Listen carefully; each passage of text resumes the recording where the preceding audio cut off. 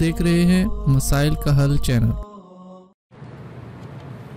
بسم اللہ الرحمن الرحیم۔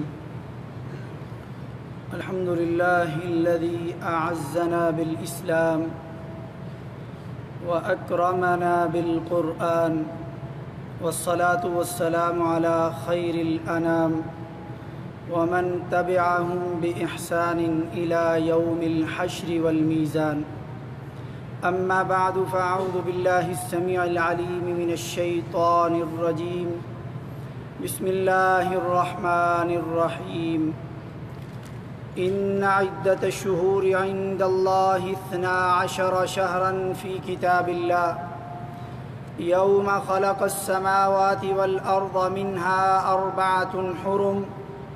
ذلك الدين القيم فلا تظلموا فيهن أنفسكم۔ بے شک اللہ کے نزدیک مہینوں کی تعداد 12 ہے،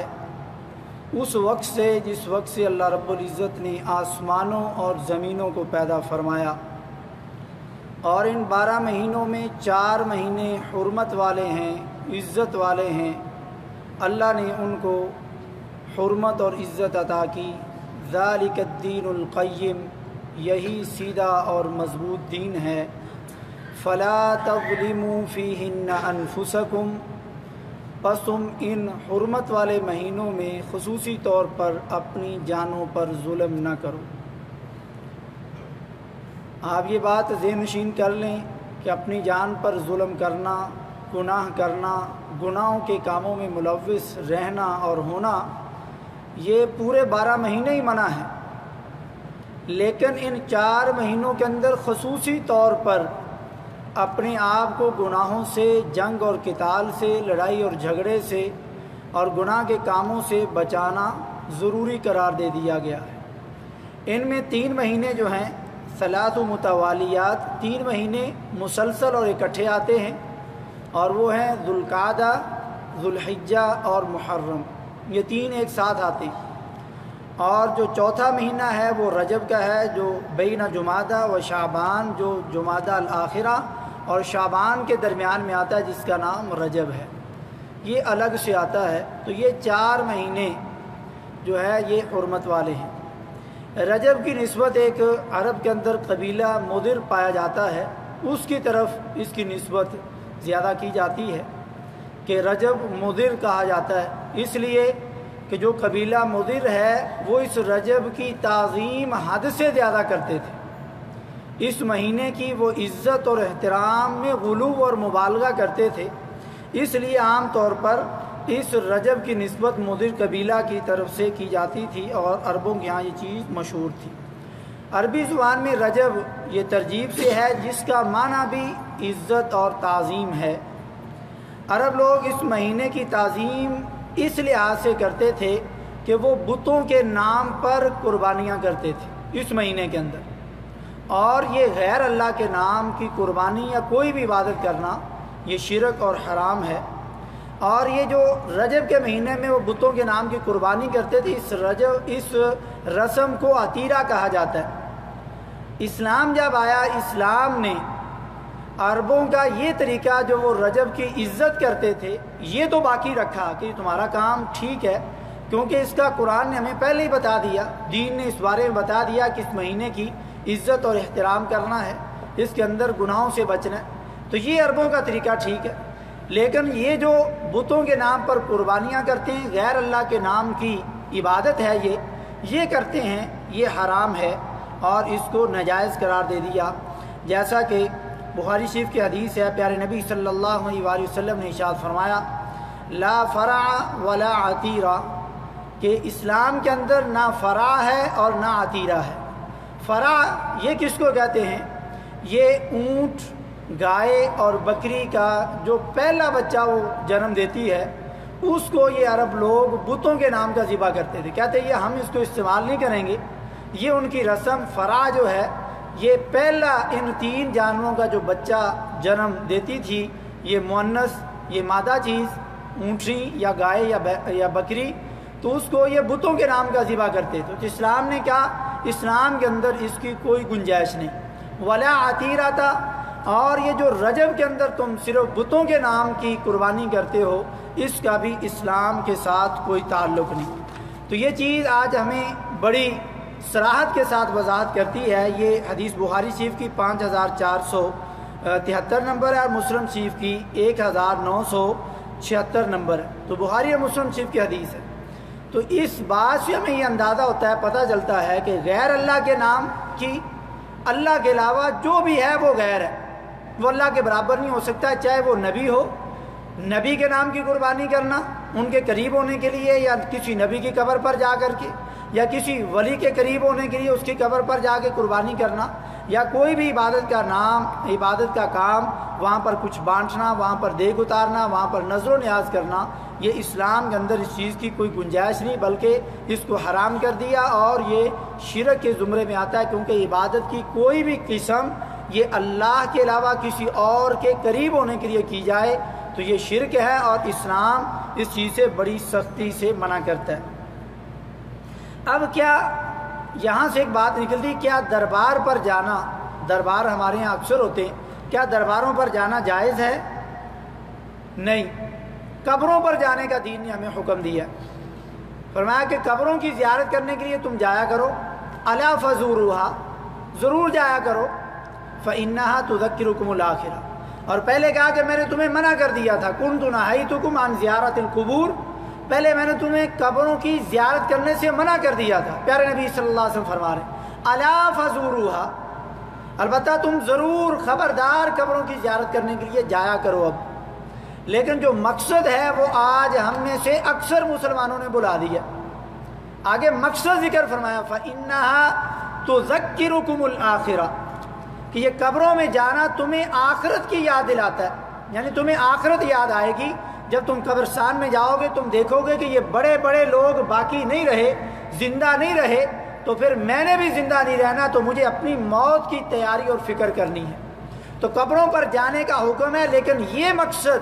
لے کر کے واپس لوٹنے کا حکم ہے کہ ہم قبرستان سے جب واپس لوٹیں تو ہمیں موت یاد آ جائے، ہم اپنی زندگی کو بدل لیں، وہ گناہ جو قبرستان میں جانے سے پہلے زندگی کے اندر تھے وہ باقی نہ ہوں۔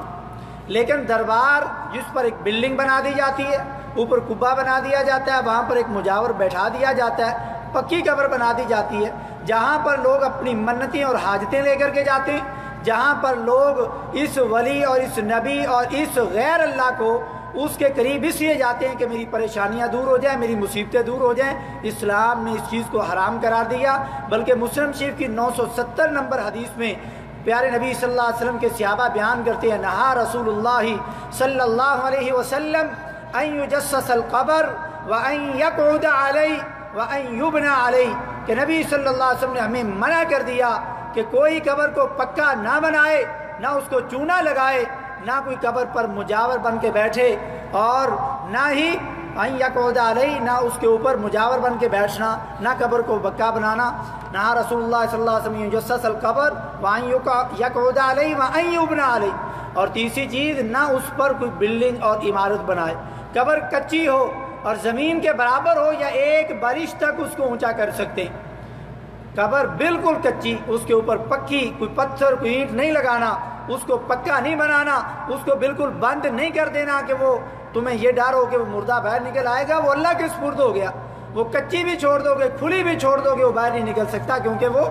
فوت ہو چکا ہے۔ تو یہ غلط عقیدوں کی بنا پر قبر کو اور نبی کے فرمان کی دجیاں اڑا کر کے قبر کو آج پکا کیا جاتا ہے۔ اور کئی بھائی تو یہ کہہ دیتے ہیں جی ہمارا ناک کٹ جائے گا اگر ہم نے اپنی والدہ یا والد کی قبر پکی نہ بنائی، لوگ کیا کہیں گے؟ تو کیا یہ کبھی نہیں سوچا کہ میرا نبی کیا کہے گا جس نبی نے مجھے اس کام سے منع کیا؟ تو جب اس کو پکا کر دیا جاتا ہے پھر لوگ اس کی طرف منتیں اور حاجتیں لے کر کے جاتے ہیں اور وہاں پر غیر اللہ کو پکارتے ہیں۔ اس لیے درباروں پر جانا منع ہے۔ یہ آپ ان الصفا والمروۃ من شعائر اللہ فمن حج البیت او اعتمر فلا جناح علیہ ان یطوف بہما ومن تطوع خیرا فإن اللہ شاکر علیم۔ اس آیت کی تفسیر پڑھ کے دیکھ لیں کہ صفا مروہ پر نبی نے صحابہ کو کیوں جانے سے منع کیا تھا؟ پھر جب اس کے چکر لگانے کا حکم ہوا، صحابہ نے کیوں نبی سے کہا کہ یہاں پر تو لوگ شرک کرتے تھے، ہمیں کیوں تم نے دوبارہ اس کے چکر لگانے کا حکم دیا؟ پھر اللہ نے یہ آیت نازل فرمائی،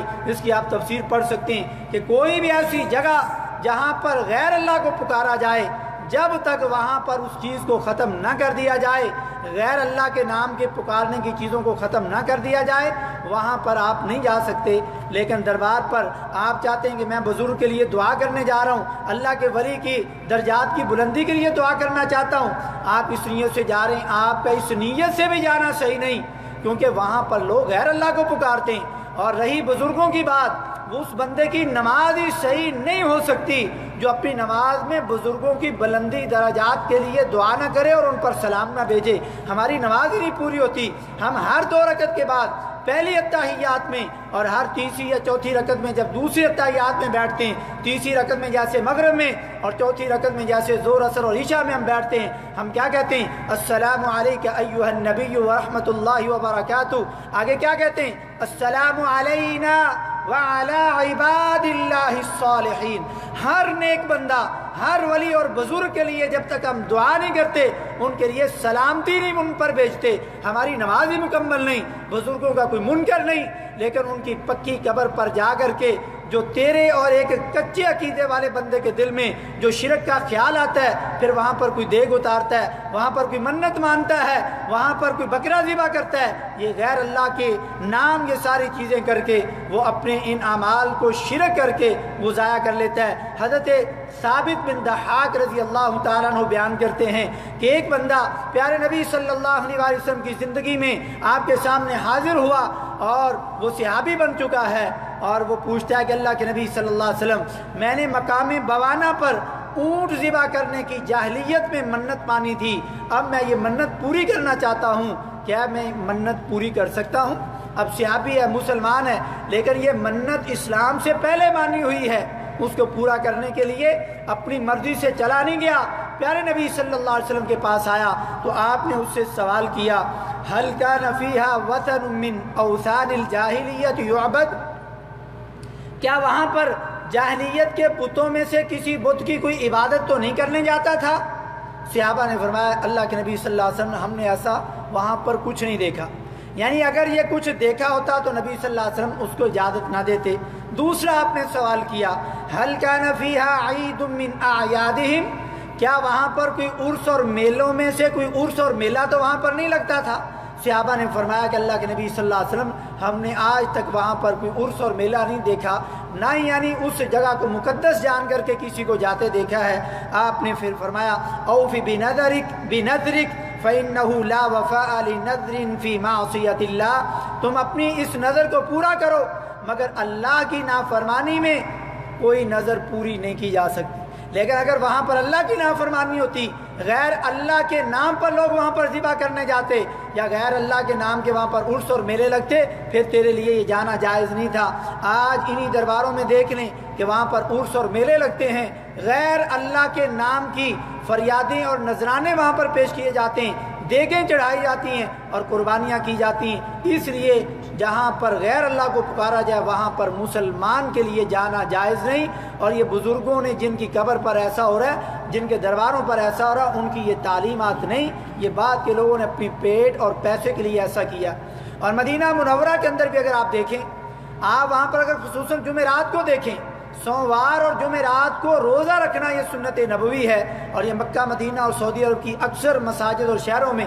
مغرب سے پہلے قہوہ اور کھجوریں بانٹتے ہیں کہ جن لوگوں نے سنت پر عمل کیا، روزہ رکھا وہ روزہ افطار کر لیں۔ لیکن مدینہ منورہ میں عام طور پر لوگ مسجد نبوی میں کی وجہ سے نہیں، پیارے نبی صلی اللہ علیہ وسلم کی قبر کی وجہ سے اور گنبد خضرا کی وجہ سے وہاں پر لوگ نظریں نیازیں بانٹتے ہیں، لوگوں کو کھانے دیتے ہیں اور بچوں میں ٹافیاں تقسیم کرتے ہیں، جو کہ شرک ہے، کیونکہ یہ نبی کی وجہ سے لوگ بانٹ رہے ہیں، اللہ کے لیے نہیں۔ لیکن اگر یہ نیت نہیں، اللہ کے لیے بانٹ رہا ہے تو وہ کہیں بھی بانٹ سکتے ہیں، مکہ میں بھی، مدینہ میں بھی، ریاض میں بھی، جدہ میں بھی، ادھر آپ کی اس کمپنی کے اندر، پھر کسی وقت بھی کسی بھی ٹائم بانٹ سکتا ہے۔ لیکن اگر نبی کی وجہ سے بانٹ رہا ہے تو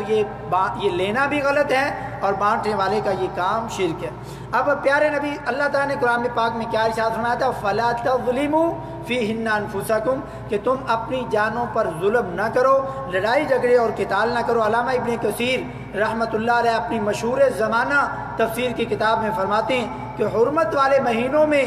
ظلم یعنی یہ جو گناہ کرتے ہیں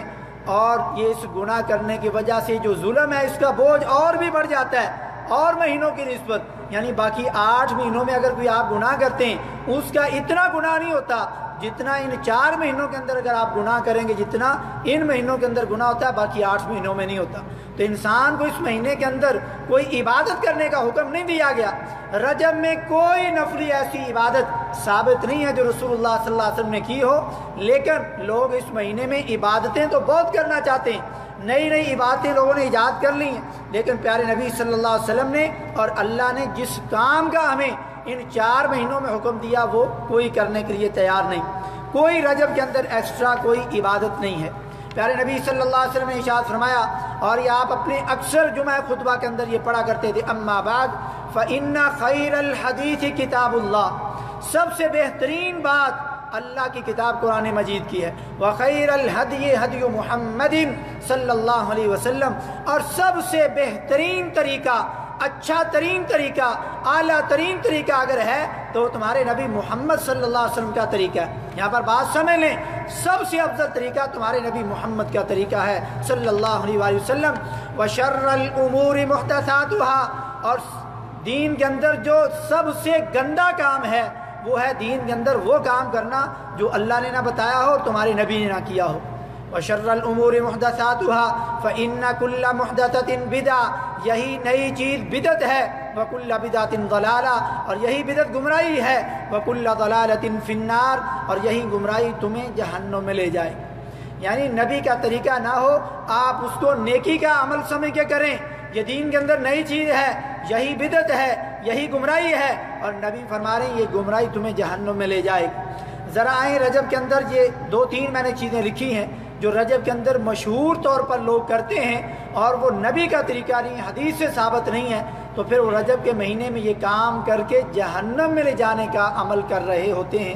پہلی رجب کی بدعات میں سے پہلی بدعت یہ ہے کہ رجب کی پہلی جمعرات کو لوگ ایک صلاۃ الرغائب نام کی ایک نماز پڑھتے ہیں جو مغرب سے عشاء تک 12 رکعتیں ہوتی، ہر رکعت کے اندر وہ 3 بار سورہ فاتحہ کے بعد سورۃ القدر پڑھتے ہیں، اور پھر ہر رکعت میں 12 بار سورہ قدر پڑھنے کے بعد وہ سورہ اخلاص پڑھتے ہیں۔ 12 رکعتیں پڑھ کے وہ کہتے ہیں کہ اگر تم 70 بار نبی پر درود پڑھو، درود پڑھنے کے بعد سجدے میں جا کر کے 70 بار یہ پڑھو سبوح قدوس رب الملائکۃ والروح، سجدے سے سر اٹھا کر کے 70 بار اگر تم پڑھو رب اغفر وارحم وتجاوز عما تعلم انک انت العزیز الاعظم، اگر تم یہ دعا پڑھو پھر اس طریقے سے دوسرا سجدہ کرو، ایسے تم نے اگر 12 رکعتیں پڑھ کے یہ عمل کر لیا، اس کے بعد تم جو بھی چیز مانگو گے وہ تمہیں عطا کر دی جائے گی، جو بھی تمہاری حاجت ہوگی پوری کر دی جائے گی۔ یہ پہلی رجب کی بدعت چیز لوگوں کے اندر مشہور کی جاتی اور لوگ بڑے دھیان سے پہلی جمعرات کا خیال رکھ کر کے یہ گناہ کا عمل کرتے ہیں۔ اب کیوں گناہ کا عمل ہے؟ کیونکہ اس کے بارے میں نہ کوئی حدیث موجود ہے، نہ پیارے نبی صلی اللہ علیہ وسلم کا کوئی طریقہ موجود ہے، یہ لوگوں نے بنائی، اور لوگ بیچارے اس لالچ میں یہ کام کرتے ہیں کہ مغرب سے عشاء تک تھوڑی دیر کام کر لو، یہ عبادت کر لو، اب جو بھی مانگوں گا مل جائے گی، اور وہ پورا سال نہ نماز پڑھ رہا ہے، نہ روزہ رکھ رہا ہے، نہ زکوٰۃ دے رہا ہے، یا ٹوٹا پھیٹا کبھی پڑھ لی کبھی نہ پڑھی، اور رجب میں یہ کام کر کے سمجھتے ہیں کہ توبہ کر لی، معافی مانگ لی، معافی بھی مل گئی، جنت بھی مل گئی، جہنم سے چھٹکارا بھی مل گیا، اور بھی جو خواہشیں پوری ہو جائیں گی، اس لیے بیچارے یہ کام کرتے ہیں، حالانکہ یہ دین سے ثابت نہیں۔ یہ آپ کا رجب کی پہلی جمعرات کو یہ کام کرنا یہ گناہ کا ہے۔ اور علامہ ابن الجوزی نے موضوعات والی اپنی کتاب میں جس کے اندر جھوٹی باتیں لوگوں کی لکھی، اس کے اندر اس کو درج کیا کہ یہ جھوٹی بات ہے، نبی کی بات نہیں، جبکہ نبی کی بات کتنی آسان ہے، اور آپ کو صرف پورے سال بعد رجب کا انتظار نہیں کرنا پڑے گا، دن میں 5 بار آپ کو یہ چیز ملتی ہے۔ پیارے نبی صلی اللہ علیہ وسلم نے ارشاد فرمایا، ہر اذان اور ہر اقامت کے درمیان فرمایا لا يرد الدعاء بین الاذان والاقامہ، کہ ہر اذان اور ہر اقامت کے درمیان میں جو بھی تم دعا کرو گے وہ رد نہیں ہوتی، جو بھی تم مانگو گے تمہیں ملے گا، جو بھی حاجت تم اللہ کے سامنے رکھو گے تمہاری پوری ہوگی۔ یہ دن میں 5 بار اللہ تمہیں موقع دیتا ہے، تمہیں سال بعد رجب کا انتظار نہیں کرنا پڑے گا۔ دوسری چیز رجب کے اندر مخصوص روزے لوگ رکھتے ہیں۔ اگر تو کوئی بھائی پہلے سے سوموار اور جمعرات کا روزہ رکھتا ہے سنت ہے، اور چاند کی 13، 14، 15 کا روزہ رکھتا ہے سنت ہے، تو اس مہینے میں بھی رکھے۔ لیکن اگر وہ پہلے کبھی نہیں رکھتا، صرف رجب میں رکھ رہا ہے، تو وہ نہ رکھے، کیونکہ وہ گناہ کا کام کرنے جا رہا ہے۔ اور لوگ یہ بیان کرتے ہیں اگر ایک روزہ رکھ لیا تو 1 سال کے روزوں کا اجر ملے گا۔ یعنی کتنا آسان کام ہے پھر، ایک روزہ رکھو، یہ تو رمضان سے بھی بڑھ گیا۔ یہ تو 9 تاریخ کا جو لوگ حج نہیں کرتے، میدان عرفات والے دن کا روزہ رکھنے سے اجر اس کا بڑھ گیا۔ بندہ سمجھتا ہے تو بڑا آسان کام ہے، ایک روزہ 1 سال کے روزوں سے زیادہ بہتر۔ 2 روزے رکھ لو، 1000 سال، سوری 1 سال نہیں، 1000 سال کے روزوں سے بہتر ہے یہ ایک روزہ رکھنا رجب کا۔ یہ جھوٹی بات کیسے لوگوں کو پھنساتے ہیں، بندہ پھنس جاتا ہے 1000 سال تو میری عمر نہیں، میرے سارے خاندان کی عمریں اتنی نہیں ہیں، تو ایک روزہ رکھ لو۔ 2 روزے رکھ لیے تو 2000 سال کے روزے، 3 رکھ لیے تو 3000 سال، 4، 5، 6، ایک روزے کے بدلے میں 1000 سال کے گناہ۔ اگر کوئی 7 روزے مسلسل رکھ لے گا اس کے لیے جہنم کے 7 دروازے بند ہو جائیں گے۔ اگر کوئی 8 روزے مسلسل رکھ لے گا اس کے لیے جنت کے 8 دروازے کھول دیے جائیں گے۔ تو یہ بندہ سمجھا یار یہ 8 روزے رکھ لو، 8000 سال کی نیکیاں بھی مل گئیں، جہنم کے دروازے بھی بند ہو گئے، جنت کے دروازے بھی کھل گئے، اب عمل کرنے کی کیا ضرورت ہے، اب اگلے سال پھر کر لیں گے۔ نہیں میرے بھائی، یہ بھی جھوٹی بات ہے، یہ بھی اللہ کے نبی صلی اللہ علیہ وسلم سے ثابت نہیں، بلکہ پیارے نبی صلی اللہ علیہ وسلم نے اس کے الٹ فرمایا من کذب علی متعمدا فلیتبوأ مقعدہ من النار، جس نے کوئی ایسی بات میری طرف منسوب کی، یعنی لوگوں کو یہ کہا کہ یہ نبی کی بات ہے، نبی نے ایسے فرمایا اور نبی نے وہ بات نہیں کہی، تو کہنے والا، بیان کرنے والا اپنا ٹھکانہ جہنم بنا لے، کیونکہ وہ نبی پر الزام لگا رہا ہے، بہتان لگا رہا ہے۔ اب قرآن نے کیا کہا تھا، میں دوسری آپ کو واپس لوٹاؤں، فَلَا تَظْلِمُوا فِيهِنَّ أَنفُسَكُمْ، کہ تم اس مہینے کے اندر اپنی جانوں پر ظلم نہ کرو، لڑائی جھگڑا نہ کرو۔ کیا ہم نے اپنی جان پر ظلم کرنا چھوڑا؟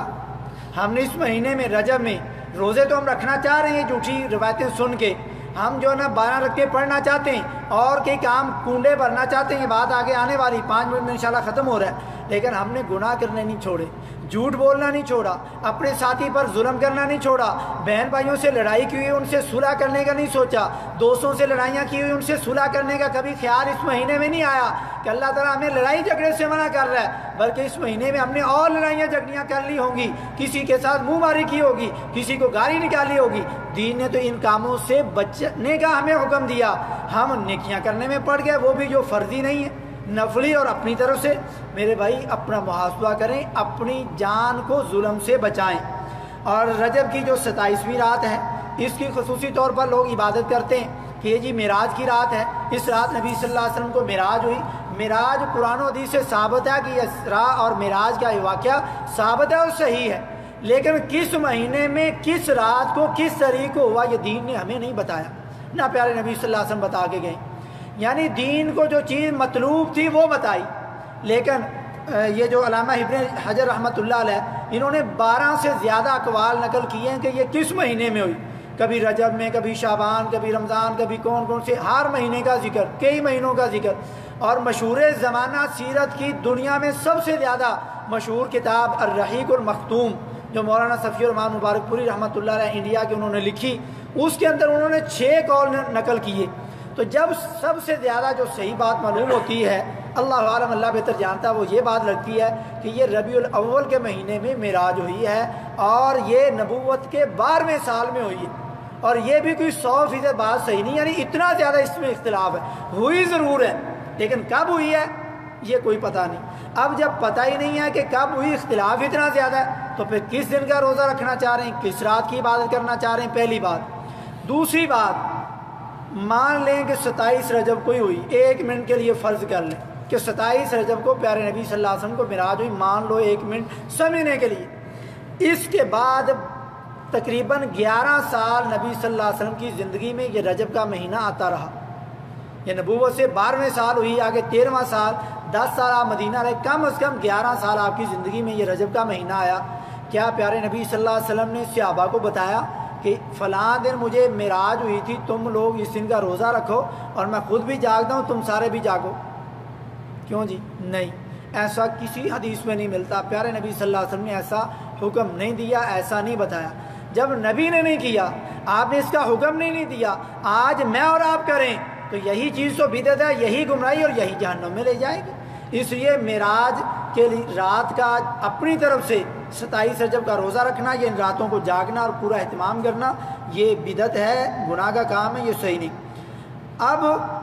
آخری بات ہے، رجب کے مہینے میں لوگ عمرہ کرتے ہیں، دو باتیں، تو یہ عمرہ کرنا بھی پیارے نبی صلی اللہ علیہ وسلم کا طریقہ نہیں۔ ہاں اگر کسی کو ٹکٹ اس مہینے کی ملی ہے، چھٹی ملی اس مہینے میں، عام رجب کا ذہن سے نکال کر کے عمرہ کرنا چاہتا ہے تو کوئی حرج نہیں، لیکن رجب کی نیت سے عمرہ کرنا چاہتا ہے کہ بڑا مقدس مہینہ ہے، زیادہ اگر ملے گا، یہ دین نے نہیں بتایا، پھر وہ بدعت کر رہا ہے۔ عام نیت سے عمرہ کرنا تو کر سکتے ہیں، یا لوگ آ رہے ہیں کر سکتے ہیں، کوئی منع نہیں، لیکن رجب کی وجہ سے غلط ہے۔ اب رجب کی 22ویں تاریخ کو لوگ کنڈے بھرتے ہیں،